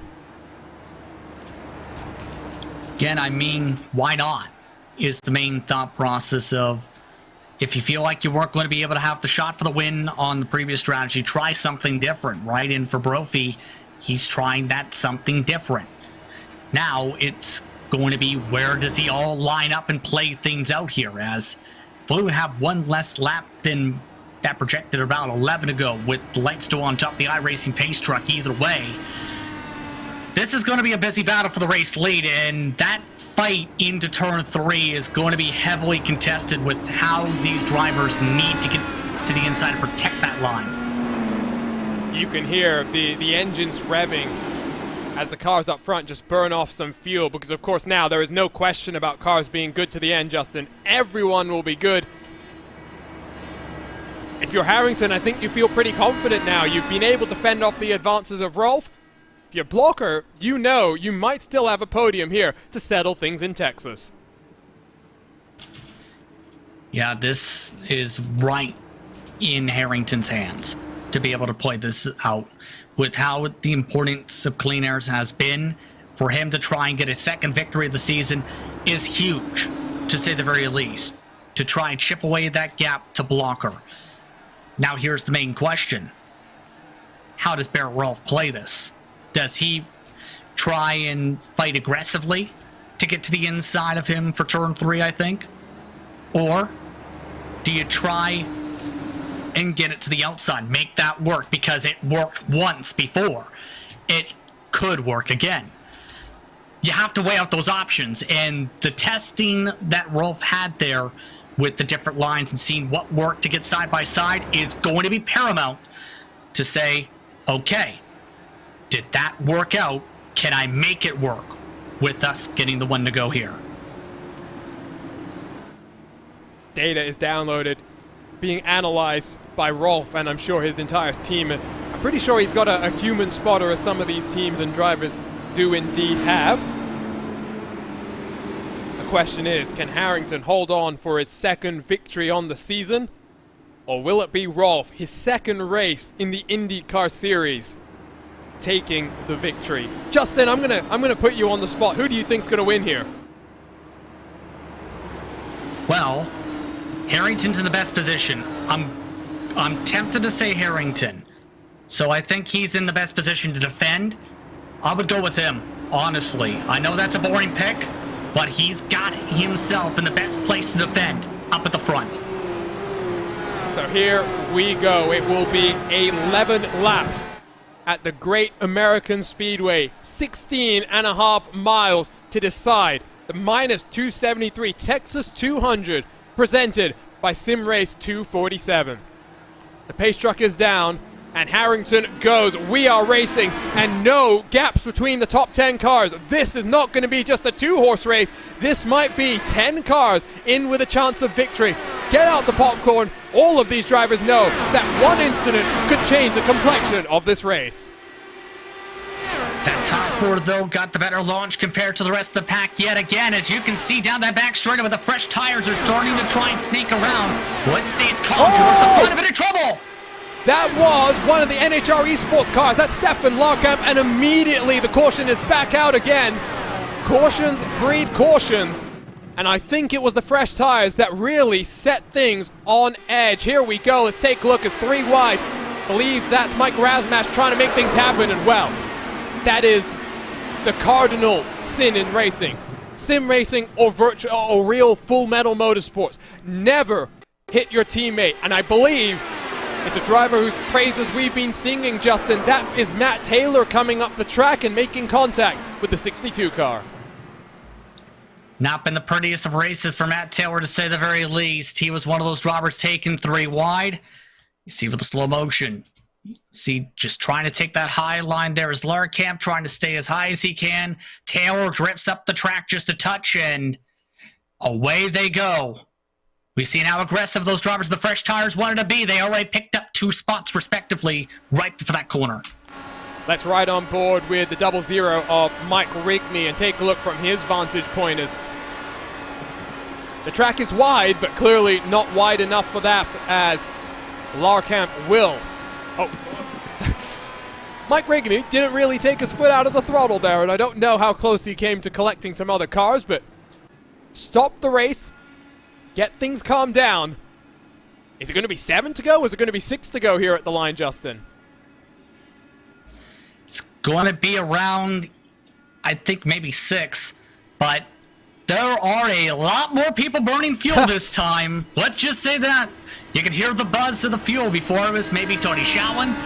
Now it's almost a quartet of singing towards the front of motors. I will say one of the greatest things, one of my secret pastimes and enjoyments is going on YouTube and listening to, I think it's in particular, Formula One engines playing various songs. You've got national anthems. You've got, I think I even watched a video of a Renault F1 engine playing Happy Birthday. I'm sure for one of the team members. You can have some songs, and maybe we need a Lionheart band, not of proper musicians, but just of drivers with the right pedal getting musical. Oh, this is going to be tense now, and I really think this benefits Rolf more than Harrington because the tires will be slightly less worn. Harrington's still in the driver's seat, but who knows? It could go either way, and at this point, it's a two-horse race. Unless these two make contact, Justin, it's Harrington or it's Rolf. There's no other way this goes. With how things have played out, absolutely, because unless Ralph leaves the door open for blocker by accident, then it's indeed towards those two right now with the amount of laps. Now, though, it's again, how aggressively defensive does Harrington get? How aggressive does Ralph try and pounce towards turn 3 with the momentum coming off turn 2? How close do they get when it comes to wheel-to-wheel action? Because Barrett Rolf has been getting very close to that right rear tire on corner exit and down through the quad oval. You have to weigh all of that out. And how hungry are you for the victory as well? I think, obviously, Harrington, Ralph are very much hungry to win for various reasons. For Harrington, it's to try and win for his organization, to chip away at the gap of Adam Blocker. For Barrett Rolf, it's a chance to win in just one of his first starts in this series and make a statement for that 33. We'll see if the lights come off on your iRacing pace truck. Benny, the pace car driver, I'm sure is thrilled at all the action he's getting here today. Watching closely, and of course, left-hand side, you can see those illuminated poles that the iRacing team have done a great job of replicating. Through the quad oval, across your start-finish line, lights are out. It will be 6 to go at the line. A 6-lap shootout to decide things. Justin, I'm getting tense. I don't know about you right now, but really, this could go any way, and I'm knocking on wood. I'm trying not to put, the RaceSpotTV commentators curse down on these drivers.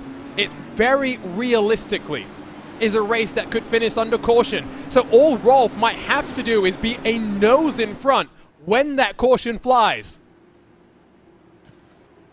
That's a good point as well. And now I'm getting tense from that thought process. I think a couple of the drivers could be getting tense with that thought process too. But let me put it this way. We get towards 3 laps to go. You're at the point of no return. That's where the caution flag can end off things. So you have to be able to think about, okay, are we going to be able to get this done by 3 to go, by 2 to go, by the checkered flag? You have to be able to check all those boxes if you can win this race. That's only 4.5 miles if the point of no return is 3 laps to go. We're only looking at can I do the math? Yes, I did the math correctly. Oh, that's a first here on RaceSpotTV. 4.5 miles could decide this race. It will be 6 laps to go. Harrington searching for his 6th career victory in the Lionheart IndyCar Series, but he's being chased down by the ever-impressive Barrett Rolf. Green flag is back out. We are racing at the Great American Speedway, and it's a rocket of a start from the race leader, Connor Harrington. Barrett Rolf had a really good start as well, nearly timed it up perfectly. It's going to take about a lap or 2 to build up that run. They're already trying to snake to break up this draft, coming to a high 5 from Barney the Flagman. 5 to go.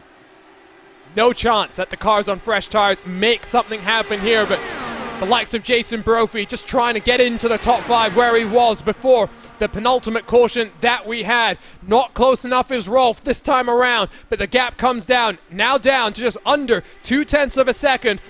Harrington defends the inside, but if the dummy comes, watch for Rolf to go aggressive. We've seen big moves here at Texas before. And there is that aggressive right there, getting as close as he can to the right rear tire. Matt Taylor is around. Does this bring out the caution? No, it does not. We stay green. We stay racing here in the Lionheart IndyCar Series.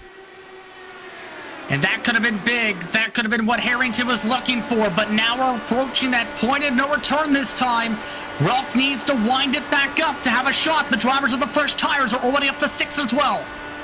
A caution ends things now. It is 3 laps to go. Rolf gets in the grass, almost gets squirrely. He hangs on to that car. We stay going, and it's a bit too much momentum checked up from Barrett Rolf. Blocker almost hits the wall there. I don't know if anyone's going to challenge Harrington. It will be 2 laps to go at the line. And Barrett is hungry. You can tell with how he's pushing. Another strong run off the corner again. Nearly made contact is already. This is getting tight amongst these cars. Rolf has to be careful here and not get too close. Jason Brophy is up to a very impressive 4th position, charging through the field on fresh rubber. Oh, it's Dixon and Herder. Is there contact? Rolf checks up just in time. That was aggressive. It's white flag in the air. That's exactly what I was expecting to potentially happen with how aggressive we've seen the defense in the back straightaway. Barrett Rolf might not give as much leeway here for this final lap. Reminds me of Alexander Rossi's one-handed save when they went racing just like that. Jason Brophy trying to steal a podium position away from Adam Blocker, but out front, drag race to the line. It's too little, it's too late. You'd have to think, how close will it be? The Minus273 Texas 200 presented by Sim Race 247 comes to a close, and the second victory on the season goes to Connor Harrington as he looks to close that championship gap. Wow, what a day for private label Team Hype. What a day for Connor Harrington. Able to defend very well. It got squirrely. Coming to 1 lap to go, in fact. Barrett Rolf definitely gave a little bit of slack with how defensive it got. All the way down to the apron it got. But what a charge by Brophy as well, Arjuna. You have to wonder if this didn't have that one caution, would he had enough time to be able to get to the front all the way to 3rd for the checkered? No Joshua Chin, no problem. Connor Harrington, Jason Brophy, 2 private label Team Hype cars on the podium. And Justin, the 11th closest finish in Lionheart IndyCar Series history. Just 0.03 of a second between Harrington and Rolf. And very well executed in turn by Harrington to be able to defend, to be able to hold on with a hard charge of Rolf. He very much was in control for much of this race after finding his way to that top position. He played this out very well for him and his team. Exactly what he needed for his championship. What a race. And yes, there were cautions to break things up at the end, but it didn't matter. Connor Harrington held firm. He takes victory here at the Texas Motor Speedway. Let's go ahead and take a look at our unofficial race results presented by Carnox. Connor Harrington dominates the closing stages to take victory here today, but watch out for Barrett Rolf in his 2nd career IndyCar start in the Lionheart competition. He comes across the line in 2nd. Jason Brophy 1 more lap, and you know what? He probably would have won it. He will settle for 3rd, proving us wrong that clearly fresh tires were a very good call. Adam Blocker, his streak of victories comes to an end, but what a day it was for him. 19 positions gained. He gets up into the top 4 after a very disappointing qualifying performance. That streak of top 5 finishes that dates all the way back to September of 2020 continues from Texas. Mike Razmas, another car on the fresh tires to make it up into the top 5, with Andrew Kinsella, Tony Schowen, Christopher, Joe Branch, and Ryan Otis the rest of the top 10. Tony Schowen and Jason Brophy, by the way, tied 22 positions gained, your hard chargers on the day. It was a pole position for Robert Malechka, but an untimely caution for him dropped him down the pack.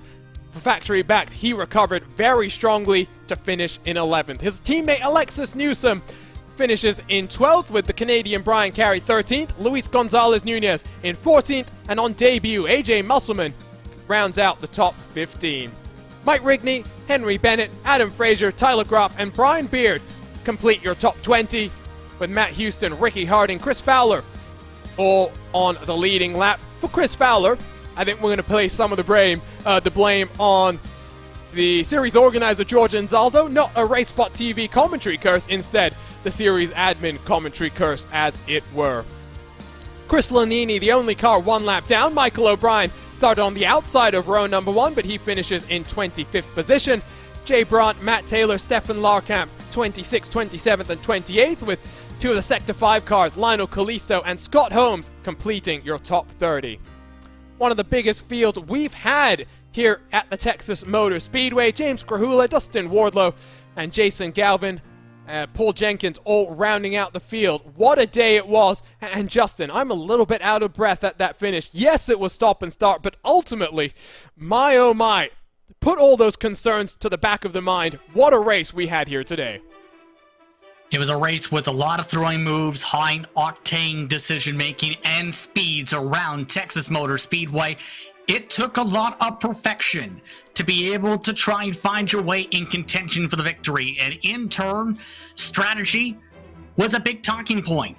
It definitely came into play with some of the drivers in their calls, with some of the pit stops, and in turn, it definitely helped those who were able to pick those right calls. That first caution with the drivers who stayed up towards the front, it paid off for them. It paid off for the drivers who were able to stretch it during the longest green flag run of the race.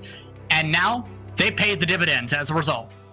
Let's dive our way into the HyperX victory lane. But first, let's get into our HyperX post-race show, because the Lionheart Racing Series is powered by HyperX, makers of premier gaming gear like the legendary ultra-comfortable Cloud line of gaming headsets. Whatever you play, however you play, HyperX knows that we're all gamers. For more information on HyperX products, visit hyperxgaming.com, and don't forget to use the promo code LIONHRT15 for 15% off all orders. And waiting in HyperX victory lane, his second victory on the season, 6th in his Lionheart IndyCar Series career, Connor Harrington, you must be thrilled at holding off the charge in the closing stages from Barrett Rolfe. Yeah, boy, you know, these Lionheart races are never easy to win, and Barrett certainly did not make it an easy one tonight. A great finish for us tonight. Our private label Team Hype machine was fantastic, and yeah, just really thrilled to finally to maybe have a break go our way, and we were able to take advantage of it, and that's kind of what we need for the rest of the season. It's been an incredible run from Adam Blocker, 5 victories on the trot, but after a disappointing qualifying, he worked his way through the field. We know that Blocker's going to be missing a couple of the races in the back half of this season.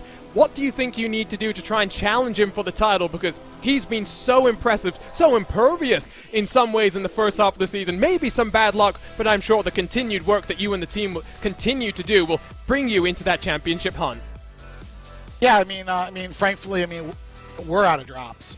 So every race that we finish, we need to actually finish and bank good points. A little bit of a bummer not to score points at Indy and Milwaukee. So, we really need to just focus on getting these finishes in. And a lot of things can happen. Especially in the oval races. The oval races are crazy. One false move can take out 12 cars, and if we can miss those wrecks and put together more, top 5 finishes, who knows? It could be really interesting. It come down to the Triple Crown races at the end of the year. We've got a really interesting schedule on in the next couple of months. 2 weeks from now, we'll go to Phillip Island. Then it's only a 1-week turnaround before I guess it's a week and a half before the second of the Triple Crowns from Michigan, Motegi, Iowa. Canadian Tire Motorsports Park. What's one that you're looking forward to as a driver? I know you both enjoy the road and the ovals, but there's a very wide range of tracks that we're going to visit here in the closing stages of the 2021 campaign. Yeah, I'm looking forward to, honestly, the road courses. I would say I'm probably at least in the top 3 in terms of road pace in Lionheart. So, those are good opportunities if we can qualify well and work the strategy. I think that we can hang with anybody. So I'm definitely not not afraid to say that. And the ovals, just we just gotta be smart and just finish the races and not put ourselves in sketchy situations. But yeah, I mean, the finishes have all been really close this year. I think of like all 6 victories if you exclude the ones where I went under caution. I think the total margin of victory is something like under a second still, even after tonight's race. So we like to make it interesting for the viewers at home. So thank you to everybody over at HyperX and everybody at Lionheart, and we'll see you guys at the next one. We'll see you in a couple of weeks' time for the Thunder Down Under. Congratulations on your second victory in 2021. Yep, cheers guys. So that was Connor Harrington. A very good day for the private label Team Hype, and, well, a very good day for a man making only his second Lionheart IndyCar Series start. Barrett Rolfe rocketed his way up through the field, 17 positions. Just a little bit too little too late there, Barrett. Do you think there was anything you could have done to try and get that move done on Connor? You were a bit generous on him as he chopped your nose off in those closing laps. Yeah, well, to be honest, and nothing against him, because I probably would have done the same thing. I figured it was better to back out than to throw it away that late, but I'm still super excited with the finish either way.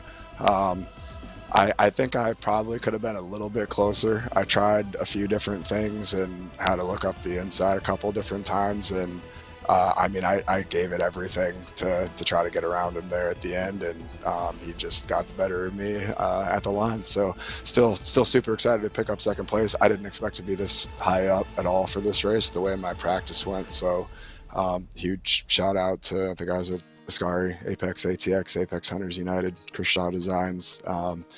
Just super excited to be on the podium tonight.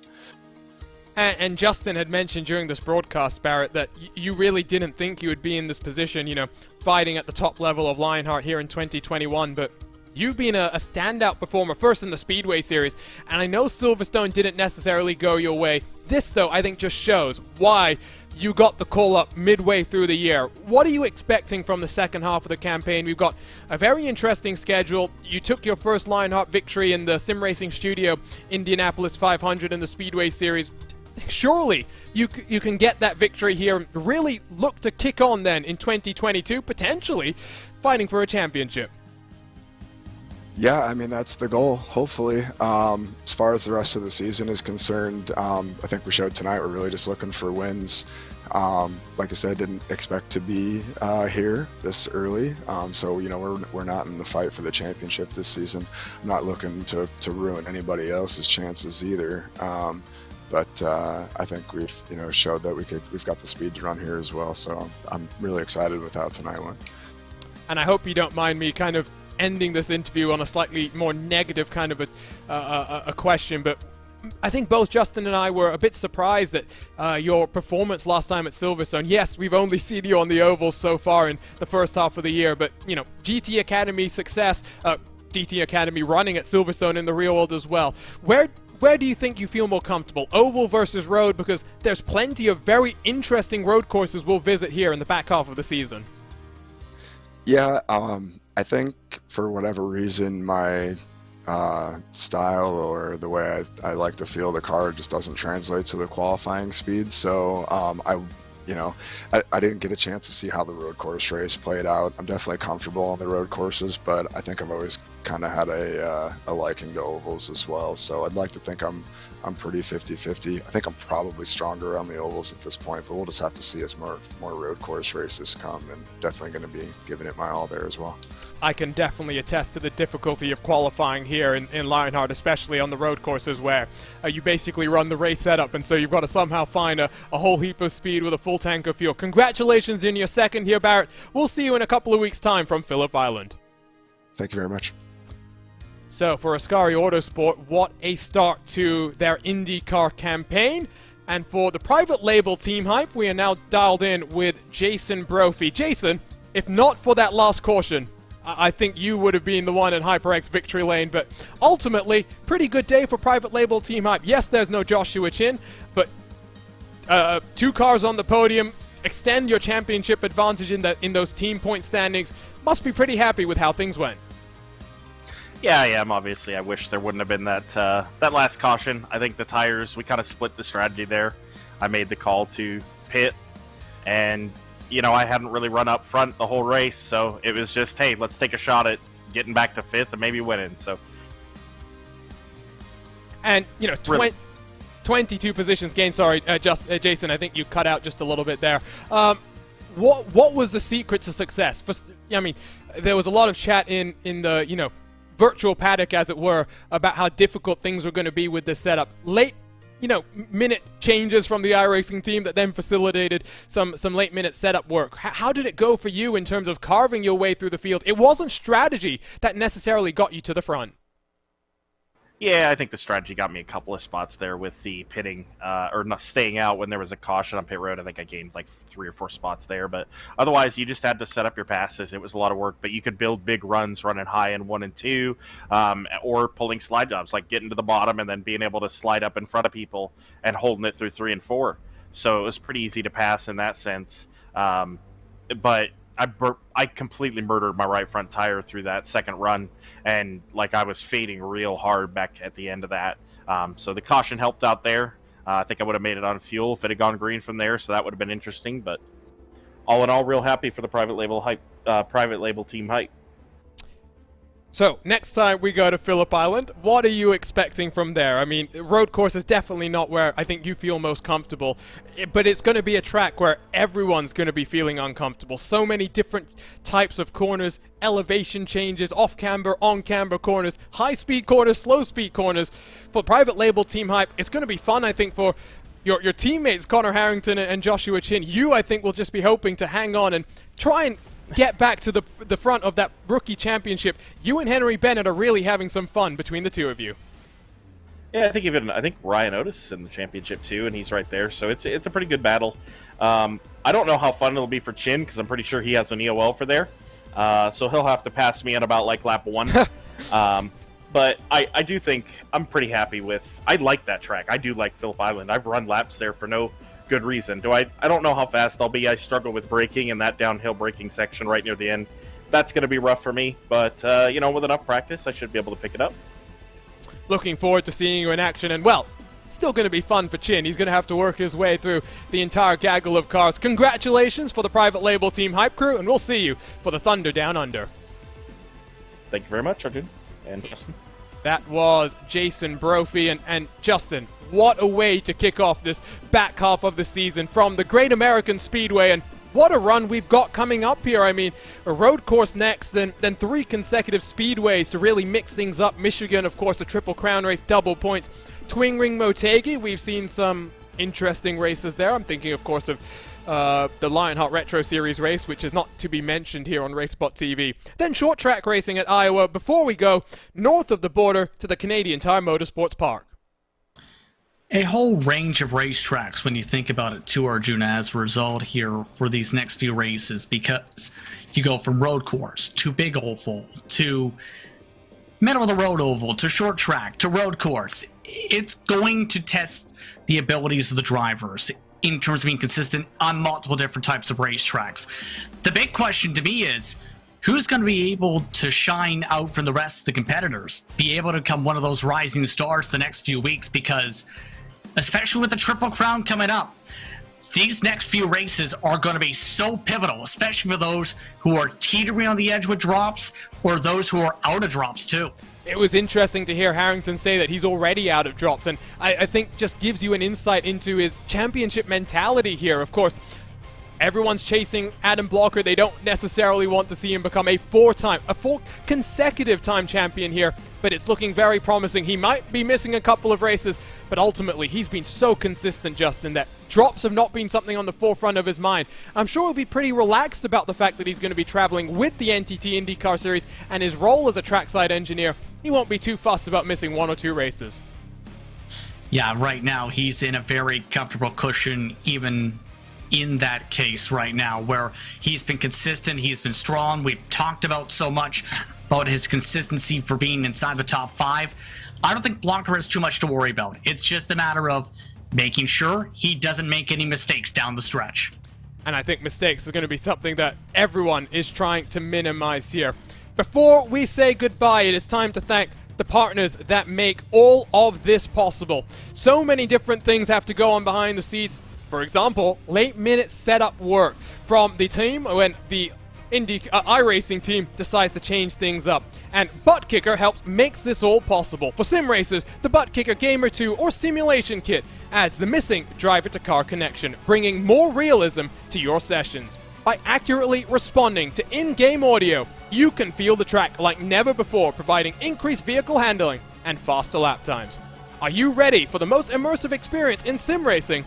For more information, visit thebuttkicker.com and don't forget to use the promo code LION2021 for 20% off all orders. The Lionheart Racing Series is powered by HyperX, makers of premier gaming gear like the legendary ultra-comfortable Cloud line of gaming headsets. Whatever you play, however you play, HyperX knows that we're all gamers. For more information on HyperX products, visit hyperxgaming.com and don't forget to use the promo code LIONHRT15 for 15% off all orders. The Sim Experience AccuForce Pro V2 is the premier professional simulation racing steering system. The key to its incredible realism is the groundbreaking direct drive motor control system, providing a driving experience that's second only to the real thing. For more information on the entire Sim Experience ecosystem, visit www.simexperience.com. Minus273 is the premier name in karting gloves. Their industry-leading gloves are super lightweight and durable, made of a breathable poly spandex. Whether you're a kart or a sim racer, Minus273 gives you the control to reach victory lane. For more information on Minus273's full line of gloves and apparel, visit minus273.biz and don't forget to use the promo code Minus273LHRS15 for 15% off all orders. Looking for entertaining sim racing content? Look no further than the DMLC Racing Channel. Follow former Lionheart Retro Series Driver of the Year Mark Cohn's racing escapades as he battles for wins and avoids wrecks with cat-like reflexes, all while providing commentary sure to make you laugh, cry, or both. Follow along by subscribing to the DMLC Racing Channel on YouTube and like his Facebook page at the DMLC Racing Channel. And it's not just these names, but so many more that help power the Lionheart IndyCar Series, powered by ButtKicker. To learn more about the names on your screen, or to learn more about the 3 different competitions the Lionheart sanctioning body puts on, visit LionheartRacingSeries.com and stay in touch with the virtual paddock by joining the Lionheart Discord server. We will be back in 2 weeks' time as we go racing from the land down under. Phillip Island is such a fun racetrack, and even for those who don't necessarily enjoy the road courses, it is a challenge you must overcome. Remember, you can stay involved in social media to stay up to date with all your esports action. Lionheart has you covered on Twitter, Facebook, and Instagram with all the latest comings and goings, including the HyperX Power Rankings. ESTV has you covered for all your esports needs. Follow them on Twitter, Facebook, and Instagram, while RaceSpotTV has all your sim racing needs covered. Follow us across our social media or subscribe to us on YouTube by hitting that red button and the bell next to it to get notified every single time we go live with a great sim racing series that we get to cover.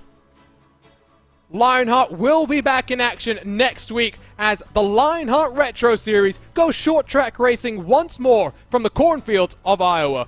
Until then, for the entire team at RaceSpotTV, my name is Arjuna Kenkipati. I've been joined by Justin Prince with live timing and scoring and our 2021 graphics package powered by our partners at ATVO. Thank you to Kevin Niatola, Simon Grossman, and Nick Thisson for all their hard work getting things where we want them. We'll see you next week for Lionheart Retro Series action, but the next time the Lionheart IndyCar Series goes racing, it will be for the Thunder Down Under. Catch it all on RaceSpotTV and ESTV, but for now, so long and goodbye.